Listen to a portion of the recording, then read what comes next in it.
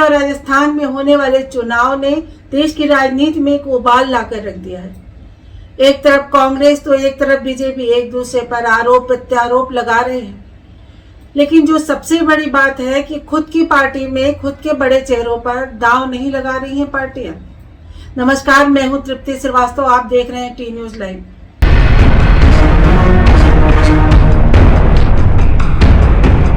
यूं तो बीजेपी की कार्यकारिणी समिति ने अपना फैसला सुना दिया है। आने वाले चुनाव में किसी भी चेहरे पर दांव नहीं लगाएंगे। समय समय पर हमारे पीएम मोदी ने स्टेज से यह ऐलान भी कर दिया है कि चुनाव में अब किसी का चेहरा मुख्य नहीं होगा, केवल एक ही चेहरा होगा, वह होगा कमल। लेकिन इस तरह से कई तमाम बड़े नेता निशाने पर आ चुके हैं। इनमें सबसे बड़ा नाम जो निकल कर आ रहा है वह दो नेता है हमारे, राजस्थान से वसुंधरा और एमपी से शिवराज। शिवराज का दर्द तो जगह जगह छलकता ही नजर आ रहा है। जितनी रैलियों में जाते हैं उतनी तरह की बात करते हैं।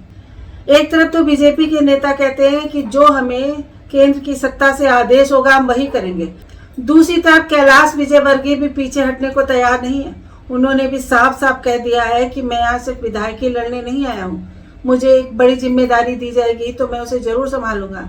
यानी अप्रत्यक्ष रूप से उन्होंने भी मुख्यमंत्री पद के लिए अपनी दावेदारी ठोक दी है। वहीं केंद्र ने साफ साफ कह दिया है कि किसी भी चेहरे को मुख्यमंत्री पद का दावेदार नहीं बनाया जाएगा। ऐसे में देखा जाए तो राजस्थान में वसुंधरा अकेले पड़ गई हैं और एमपी में शिवराज रो रहे हैं। इस पूरे चुनाव में सबसे ड्रामेटिक अंदाज में शिवराज ही नजर आए हैं।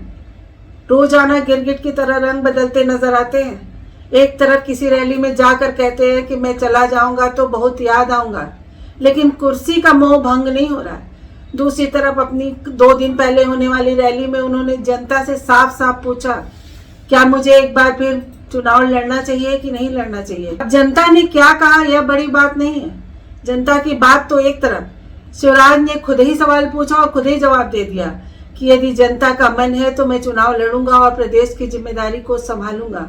यानी शिवराज ने कुर्सी मोह भंग नहीं किया। वहीं एक तरफ केंद्र के आदेश को मानने से इनकार कर दिया, दूसरी तरफ साफ साफ अपने आप को मुख्यमंत्री पद का दावेदार भी बता दिया। हालांकि मध्य प्रदेश से 4 बार मुख्यमंत्री बन चुके शिवराज को अब केंद्रीय सत्तात्मक परिवर्तन चाहिए।